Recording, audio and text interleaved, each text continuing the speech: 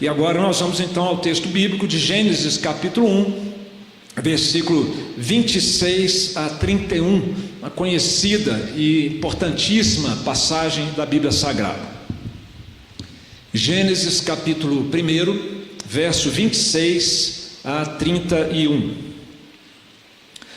A palavra de Deus nos diz, irmãos, eu vou pedir os irmãos que se coloquem em pé, por favor, e nós vamos ler alternadamente. Também disse Deus: façamos o homem à nossa imagem, conforme a nossa semelhança. Tenha ele domínio sobre os peixes do mar, sobre as aves dos céus, sobre os animais domésticos, sobre toda a terra e sobre todos os répteis que rastejam pela terra. A igreja.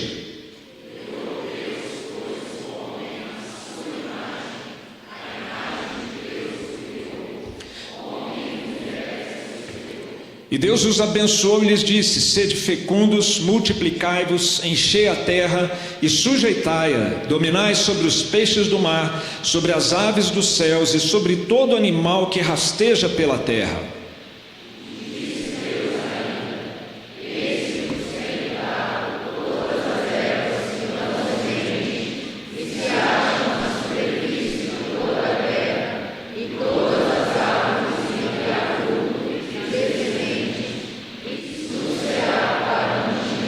E a todos os animais da terra, e a todas as aves dos céus, e a todos os répteis da terra, em que há fôlego de vida, toda a erva verde lhe será para mantimento, e assim se fez.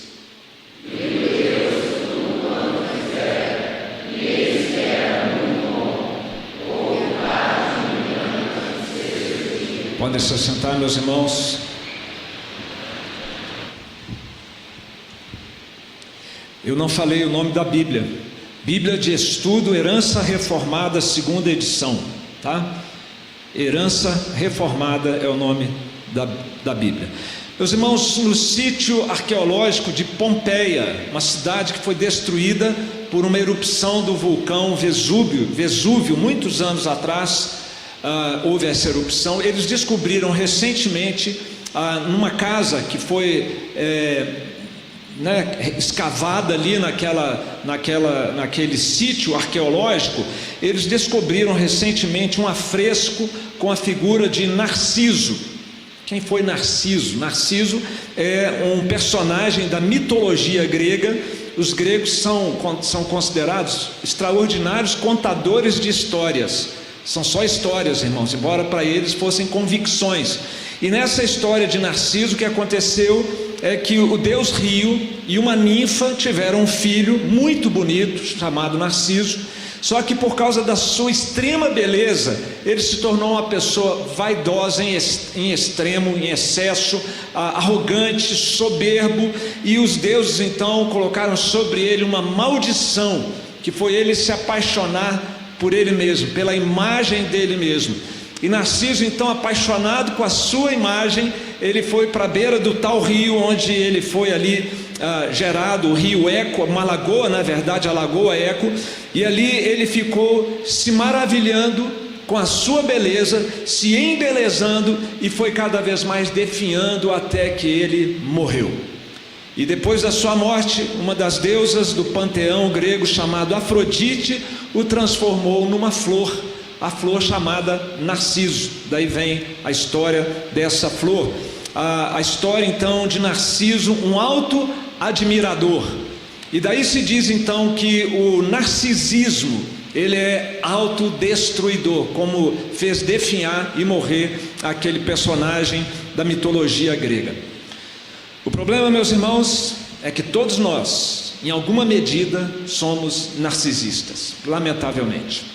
Desde a queda, nós trazemos muito dessa coisa de autodivinização, de autossuficiência, de autoglorificação dentro de nós. E a palavra de Deus nos orienta a vivermos, nos permite vivermos, uma vez redimidos por Cristo, de uma forma totalmente diferente, nos libertando dessa herança maldita que nós temos de Adão e Eva, e encararmos, reconhecermos as nossas limitações, passarmos a viver na dependência de Deus, espantando o narcisismo que está dentro de cada ser humano desde a queda. O que eu quero compartilhar com os irmãos, portanto, à luz desse texto, é que nós somos criaturas, nós somos criados para precisar de Deus, o nosso Criador.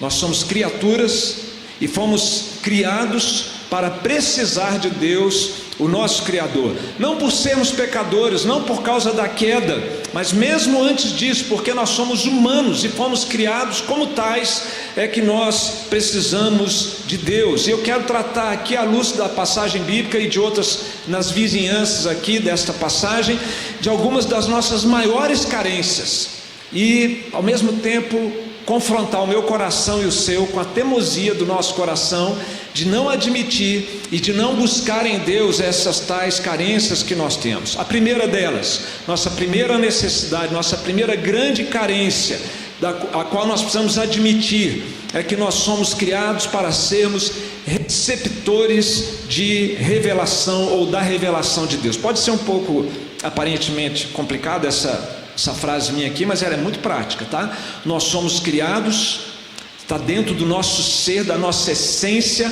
a necessidade de sermos guiados pelo conselho de Deus, pela revelação de Deus. Nós somos receptores da revelação de Deus. Nós não temos essa capacidade de nós mesmos propormos a verdade para as nossas vidas. Nós precisamos da sabedoria de Deus, porque nós somos humanos. O texto bíblico que nós acabamos de ler, de Gênesis, nos fala então que Deus nos fez a sua imagem e a sua semelhança, mas Ele não nos fez idênticos a Ele, autossuficientes como Deus é, nos fez parecidos com Ele, mas dependentes dEle. E Deus, quando fez isso, viu que isso era muito bom. Então vamos lá, ser dependente de Deus para ter sabedoria é uma coisa muito boa, porque Deus disse que era muito bom. E o contrário também acontece. Não depender da sabedoria de Deus é algo muito ruim, muito prejudicial e nocivo. E lamentavelmente, a história da humanidade toda, a minha história e a sua, até que Cristo tenha misericórdia de nós, é tentarmos viver sem a sabedoria de Deus. Deus criou aquele mundo perfeito, e ali Deus colocou o casal e instruiu o casal com a sabedoria de Deus. Deus fez com Adão e Eva aquilo que na nossa teologia nós chamamos de um pacto, o pacto da graça, um pacto em que Deus explicou para Adão e Eva, na verdade explicou para Adão, viu gente? Ele não explicou para Eva, porque Eva ainda não tinha nascido. Deus, quando criou o mundo, criou Adão, deu todas as instruções para ele. Depois ele criou a Eva, e Adão foi quem instruiu a Eva, já demonstrando o papel de liderança e cuidado que o homem tem que ter com a sua esposa e com a sua família. Agora preste atenção que nesse pacto da criação, por várias vezes Deus fala, instrui e orienta. Você vai me acompanhar, por favor, e a nossa equipe vai me ajudar em Gênesis 1:28. E Deus os abençoou e o que? Lhes disse. Deus está falando ali sobre o mandato social, como eles deveriam criar famílias, a família gerar filhos e espalhar a família humana por todo o planeta. No verso 29, e disse Deus ainda, novamente Deus está dizendo, você percebe que Deus está instruindo, Deus está mostrando como se vive naquele jardim maravilhoso, Éden, que significa deleite, prazer, para viver num lugar, para viver uma vida prazerosa, deleitosa, que realmente vale a pena viver. Tem que ser ouvindo o que Deus diz, o conselho de Deus. E ali Deus está dizendo, instruindo sobre o chamado mandato cultural, de como cuidar das coisas desse mundo, como conseguir cultivar o jardim, como descobrir aplicações de tudo aquilo que Deus criou para o bem-estar humano. Daí vem o desenvolvimento da tecnologia, da ciência, é o cumprimento daquilo que está ali, meus irmãos, de Deus falando para dominar o planeta, dominar as coisas criadas por Deus, dominar não destruindo, mas com inteligência, com criatividade. No capítulo 2, no verso 16, então Deus mais uma vez vai dizer e vai instruir, e o Senhor Deus o que? Lhes deu uma ordem, e a ordem foi: de toda árvore do jardim comerás livremente, seguindo, próximo, De toda árvore do jardim comerás livremente, mas da árvore do conhecimento do bem e do mal não comerás, porque no dia em que dela comeres, certamente morrerás. Então, está claro, irmãos, nós somos criados para receber revelação, direção e instrução de Deus, e não para inventarmos, não para tentarmos seguir a vida com a nossa própria sabedoria, com a nossa própria inteligência. E todos esses mandamentos de Deus tinham um fim maior. Não era só o casal ser um casal reprodutor, como os animais no curral. Não era só o casal ser um bom casal, assim, agricultores, né? Mas mais do que isso, era para que aquele casal entendesse o seu papel missiológico, doxológico. Eles tinham uma missão de espalhar a glória de Deus e a adoração a Deus por todo o planeta. Era pegar aquilo que eles tinham ali dentro do jardim com Deus e avançar por sobre todo o planeta. Essa foi a instrução que Deus deu ao primeiro casal, meus irmãos. O problema foi o estrago que a queda proporcionou em relação a essa nossa necessidade. Satanás vem com uma outra proposta. A proposta de Satanás é: vocês não precisam se preocupar com a revelação de Deus, vocês não precisam ouvir a palavra de Deus. Naquela época a palavra presencial, na nossa época a palavra escrita, revelada aqui por nós, para nós nesse livro. Vocês podem viver de uma outra maneira. E aqui então nós temos uma das primeiras mentiras do jardim, que é o título do nosso sermão hoje: as mentiras do jardim. Essa é a primeira mentira de Satanás, a mentira da insensatez, que você pode desprezar o conselho de Deus, que vai dar tudo certo, que não vai ter problema para mim ou para você. A palavra de Deus esteve em xeque na boca de Satanás, e Eva cooperou com essa confusão toda, e Adão ratificou tudo isso. No final das contas, eles já tinham chegado à seguinte conclusão sobre as palavras de Deus: Deus não sabe o que diz, Deus não é justo, Deus não me quer bem, Deus tem segundas intenções. Olha, lá no fundinho do nosso coração, a gente ainda pensa umas coisas assim, quando coisas ruins acontecem na nossa vida. A gente fica meio chateado com Deus, indignado com Deus. É o mesmo processo se repetindo, meus irmãos. Nossos pais preferiram então dar ouvidos a outra fonte de revelação que não a fonte divina. Eles passaram a ouvir a Satanás. E desde então, meus irmãos, nós temos que tomar um cuidado muito grande, porque desde então a humanidade segue ou o conselho de Deus ou o conselho de Satanás. Não existe meio termo. E sabe por que a humanidade faz isso? Porque nós somos criados, necessitados de conselho e de orientação. A gente pergunta para o colega, né, de trabalho: e aí, o que você acha disso? Pergunta para a amiga, para o amigo. A gente está sempre procurando uma orientação, um conselho. Por mais tentativa de conseguir fazer as coisas da nossa cabeça, a gente nunca consegue fazer isso totalmente, absolutamente. A gente está buscando conselhos, e vai ser ou de Deus ou de Satanás. Vamos ver como é que isso se aplica, irmãos. Por exemplo, como é que você decidiu resolver a questão da sua salvação, da eternidade, onde você vai passar a eternidade? Qual a base que você utiliza para decidir sobre isso? Existem várias propostas. A palavra de Deus tem uma e uma só: Jesus Cristo é o único caminho, Ele é a verdade, Ele é a vida, Ele é a verdade. Então, se nós queremos saber como nos relacionar com Deus, como ter nosso relacionamento com Deus restaurado, como ter segurança de que vamos estar bem e felizes na eternidade, ou nós ouvimos a palavra de Deus, ou nós vamos ouvir tantas outras vozes que há nesse mundo, e às vezes até as vozes do nosso próprio coração. Eu vou dar conta, pode deixar, eu não sou tão mal assim, no final das contas vai dar tudo certo. É a mesma coisa que Adão e Eva fizeram. Deus disse que Jesus é a verdade, e só por meio dele que nós vamos a Ele, ao Pai, e a gente pode estar pensando numa direção diferente.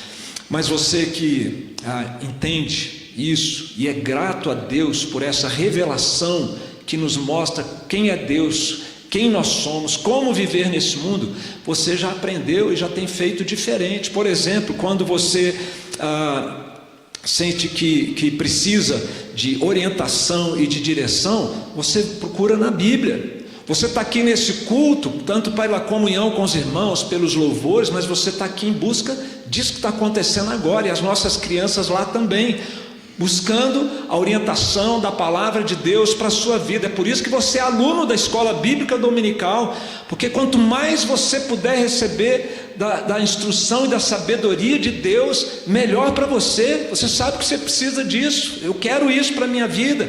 Por isso você vem aos cultos de manhã, vem de noite, não por obrigação, mas pelo prazer de estar na presença de Deus e de ser instruído pela voz de Deus. Eu quero saber o que Deus tem para me dizer sobre a profissão que eu devo escolher, sobre o cônjuge que eu devo, namorado e cônjuge que eu devo me relacionar. Eu quero a orientação de Deus sobre a questão de gerar filhos, de criar filhos, de disciplinar filhos. Vocês sabem que tem várias alternativas sendo apresentadas no nosso mundo, mas você quer a instrução da palavra de Deus, e você sabe que ela é a melhor, mesmo que ela fale para usar vara. Deixa eu tomar fôlego. Mesmo que a Bíblia fale que é para você usar vara com as suas crianças, você não se escandaliza, não se horroriza com isso, porque se a palavra de Deus está dizendo, é a coisa certa a fazer, e do jeito certo também, né? Com amor, com instrução, com oração. A maneira como você vai gastar os seus recursos, a sua renda, você procura orientação na palavra de Deus e não segue o conselho deste mundo, o conselho dos ímpios. A questão dos dízimos, né? Que a igreja sempre tem sido instruída, e hoje em especial nós trouxemos uma pastoral pela manhã. Se você sabe que isso é a palavra de Deus, é isso que você quer para a sua vida. E quando as angústias, os problemas, as lutas chegam para mim e para você, você não desmorona, não entra em pânico, não é consumido pela angústia, porque você sabe que o conselho de Deus te dá condições de atravessar todos esses momentos sem desmoronar. Abatido talvez em alguns momentos, mas destruído nunca, porque é assim que a palavra de Deus nos ensina. Enfim, meus irmãos, qual voz nós escutamos? A voz de Deus na sua palavra, ou a voz do mundo que nos cerca? Jesus é a verdade de Deus, Ele personifica a verdade. Nós temos que olhar para Cristo, porque o Antigo Testamento todo aponta para Ele, o Novo Testamento fala sobre Ele, ou é Ele falando. Jesus é a nossa referência de verdade, para saber como nós devemos viver aqui nesse mundo. Não é por causa da queda que você precisa de Jesus, é porque você é humano, você foi criado. Então você precisa de Deus, do seu Criador. E há uma outra carência, além da necessidade de sabedoria para viver, que foi muito patente, evidente ali no Éden. Também temos que admitir, meus irmãos, que nós somos criados carentes da graça de Deus. Fomos criados carentes da graça de Deus. Não é por causa da queda que você precisa da ajuda de Deus. Não é por ser um pecador. Mesmo antes disso, Adão já precisava da graça de Deus. Deus deu a ele a graça de ser capaz de não pecar. Ele podia não pecar, porque ele foi equipado para isso. Deus deu a Adão a graça, com tudo aqui. Deus manifestou sua graça, sua bondade, a sua generosidade com Adão, só de ter criado Adão e colocado ele naquele jardim, Éden. Coisa maravilhosa. Que lugar prazeroso, não dá para a gente imaginar como seria o Éden de tão bom. E ainda por cima, cereja do bolo, Eva, né? Colocou Eva lá do lado dele, ele ficou maravilhado assim. A expressão hebraica é de alguém que ficou babando. Uau, essa daí é osso dos meus ossos, né? Carne da minha carne. Deus, obrigado, louvado seja o teu nome. Então Adão e Eva estavam maravilhados com tudo aquilo, e eles receberam da parte de Deus toda a assistência que eles precisavam para estar ali. Há cerca de 30 anos, meus irmãos, aconteceu um episódio em Atlanta, nos Estados Unidos. Houve uma grande conturbação social ali, morte sem fim, foi um caos assim, a barbárie começou a tomar conta. Foi a época considerada mais sangrenta ali na cidade de Atlanta. E aí eles reuniram no teatro da cidade várias pessoas para pensar em soluções para aquele problema. Como é que eles iam resolver aquele caos social todo que estava acontecendo? E muitos jovens estavam ali, e os jovens, surpreendentemente, ao invés de virem com propostas sociológicas, de educação, de comida, de trabalho para diminuir a violência, sabe o que os jovens, isso é fato documentado, tá, irmãos? Tem até a fonte do livro aqui. Mas os jovens que são as principais vítimas quando acontecem esses distúrbios sociais, eles disseram assim: por favor, tragam Deus e a oração de volta às nossas escolas. Os jovens pediram que Deus pudesse ter lugar novamente nas escolas americanas, porque, meus irmãos, onde a graça de Deus está ausente, o mal prospera, o bem não tem forças para se impor, a maldade humana, ela não tem como ser contida, e isso no coração humano, na sociedade, na família, de modo geral.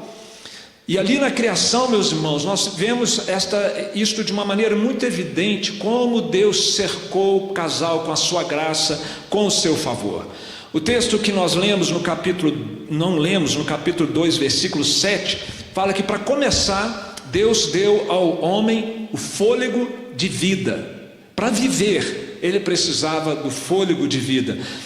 Também no capítulo 2, no verso 15, nós lemos que Deus colocou o homem no jardim do Éden para cultivar e guardar. Deus deu a ele meios para ele ter o seu sustento, seu trabalho. Se você trabalha, tem renda, é porque Deus concede. Olha lá, está lá, mesma coisa.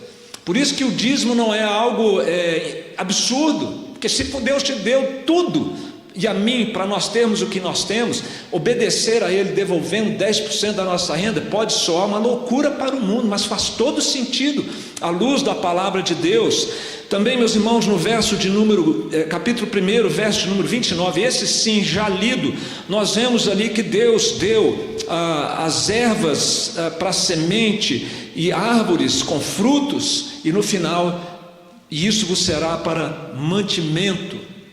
Você está percebendo então como nós somos criados por Deus para sermos supridos por Ele, e não buscar o suprimento com a nossa própria força e capacidade, mas dependermos da graça de Deus, do favor de Deus, da ajuda de Deus, até para essas coisas mais básicas. Eu gosto muito lá em Atos 17, 24 a 26, quando Paulo está no Areópago em Atenas pregando o Evangelho. E ele então, passando pela cidade, ele viu, Atos capítulo 17, versículo 24, ele viu aquela idolatria toda, mas tinha lá um altar ao Deus desconhecido.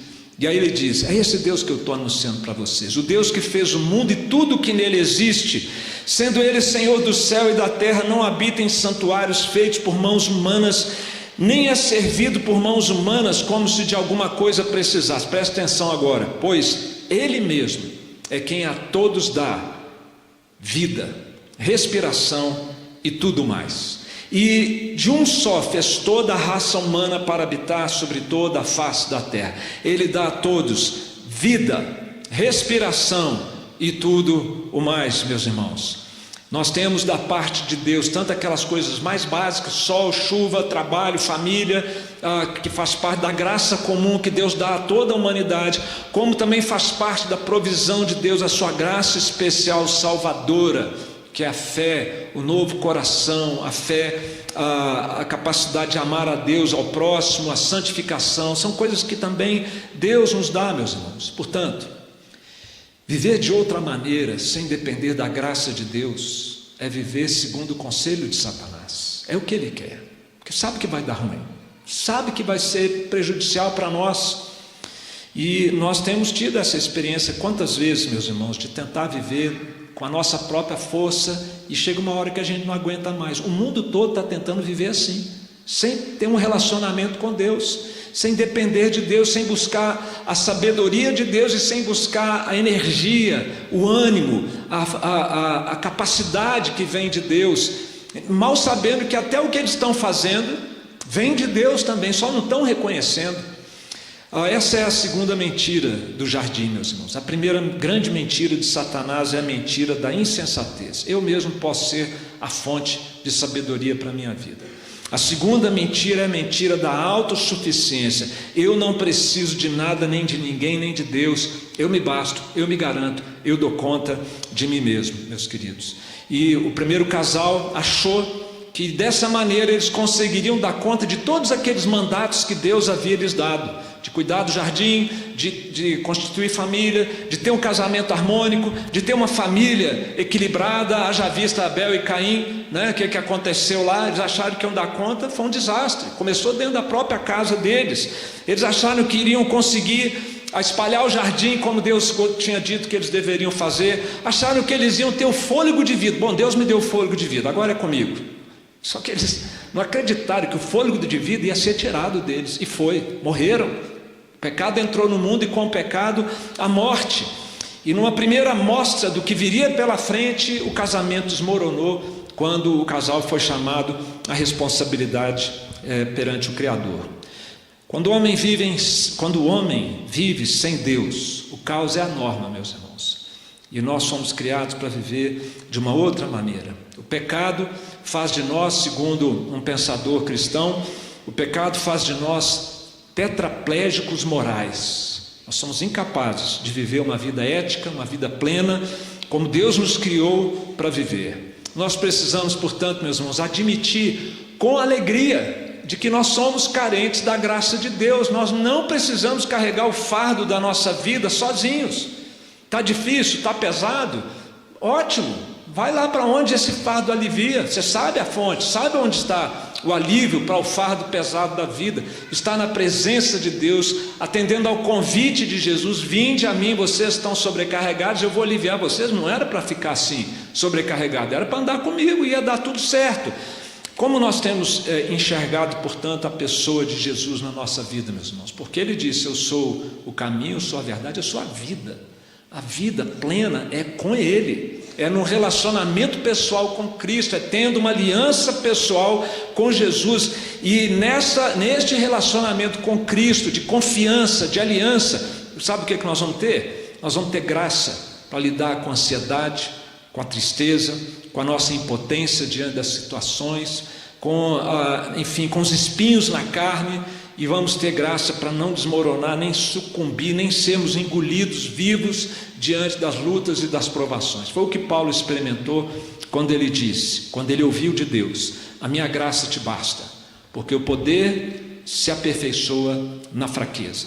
De boa vontade, Paulo então concluiu: mas me gloriarei nas fraquezas, para que sobre mim repouse o poder de Cristo. Esse é o caminho, meus irmãos, a gente se voltar então para Jesus, suas promessas, sua presença e sua graça, porque não é por causa da queda que nós precisamos da graça, do favor e do poder de Deus, mas é porque nós somos criaturas, fomos criados por Deus para precisar dele como nosso Criador. E por último, a terceira necessidade que nós temos, meus irmãos, que admitir, é que nós somos criados como adoradores da glória de Deus.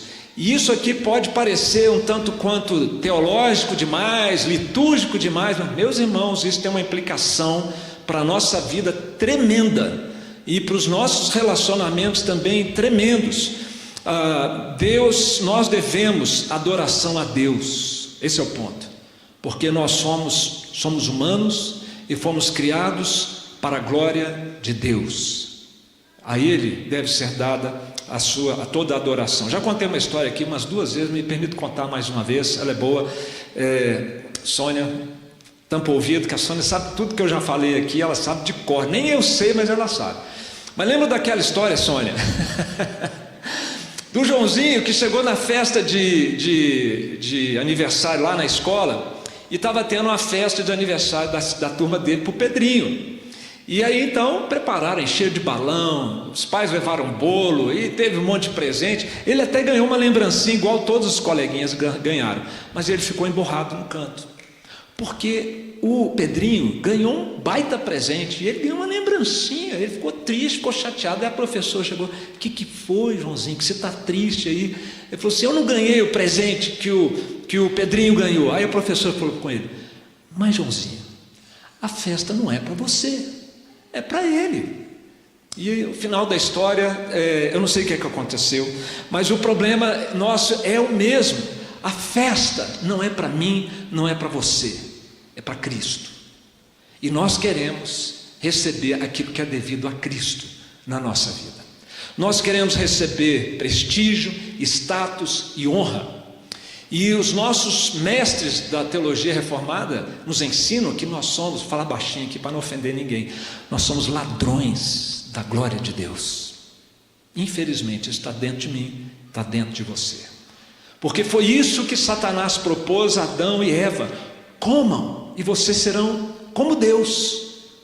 E gente, isso é o pecado original que vai sendo transmitido de geração em geração e infelizmente vai passando por todos nós enquanto houver mundo.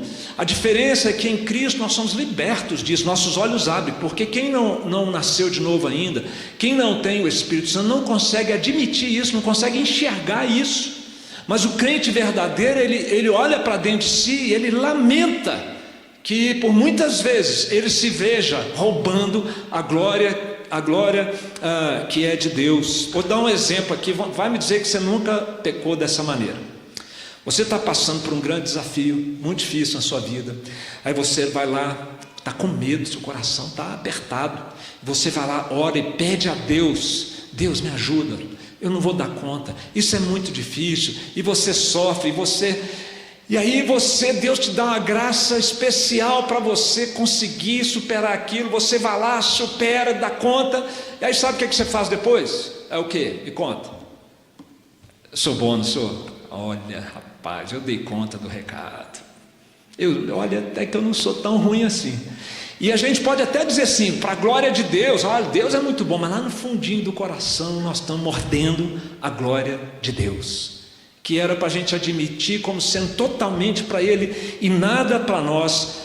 E nós fazemos isso nesse processo então de autodivinização: sereis como Deus, eu quero a glória para a minha vida. Por isso é que eu disse no começo que todos nós temos um quê de narcisismo dentro do nosso coração, essa coisa de nos admirarmos. E é por isso, meus irmãos, que dói tanto quando alguém me ataca ou quando alguém te ataca. Isso acaba com a gente, porque está atacando a minha glória, o meu prestígio, a minha imagem. Mas se a nossa grande preocupação fosse viver para a glória de Deus, sem morder nada, sem pegar nada dessa glória, sim, ia incomodar, mas a gente ia se colocar na presença de Deus: Senhor, eu não estou vivendo para que as pessoas me aplaudam, me reconheçam, me aprovem. Está tudo bem com o Senhor? Se está tudo bem entre mim e o Senhor, está tudo bem, vamos tentar administrar isso com sabedoria. A palavra de Deus nos ensina, meus irmãos, que dele e por meio dele e para ele são todas as coisas. A ele, pois, a glória eternamente. Amém. É assim que se vive. Não como Adão e Eva passaram a viver, mas como o segundo Adão nos capacita a viver agora, tudo para a glória de Deus. Paulo vai repetir isso que eu li em Romanos 11:36, ele vai repetir isso em Colossenses 1:16. Lá em Colossenses 1:16, no finalzinho está assim: tudo foi criado por meio dele e para ele. E infelizmente, meus irmãos, segundo a observação de Paul Tripp, um grande conselheiro bíblico norte-americano, provavelmente não existe um dia em que não conspiremos para roubar a glória que de forma justa pertence só ao Senhor. É isso.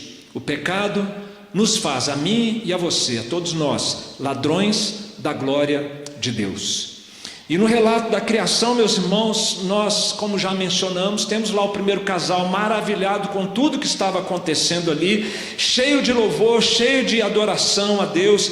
Que lugar maravilhoso, que saudade dá no nosso coração de um lugar que nós nunca conhecemos. Que nostalgia, né? Que vontade de conhecer aquele lugar. O casal estava ali maravilhado, em relacionamento com Deus, e Deus, que era o seu maior deleite e prazer, se torna o seu maior terror quando eles decidem viver para a sua própria glória.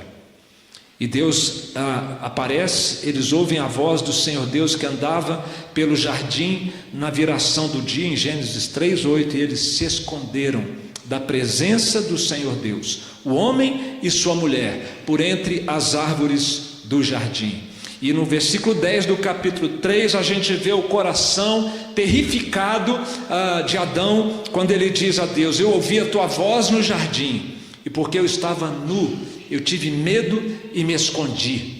Se vivemos para a glória de Deus, Deus se torna o nosso maior deleite. Se nós vivemos para a nossa própria glória, Deus se torna o nosso maior terror, porque a nossa comunhão com Ele é quebrada. Meus queridos, nós somos criados para nos relacionar em adoração, em admiração com esse Deus, comprometidos em primeiro lugar com aquilo que agrada a Deus e não em agradar a nós mesmos. E viver de outra maneira, como nas duas primeiras mentiras, é viver sob o conselho de Satanás.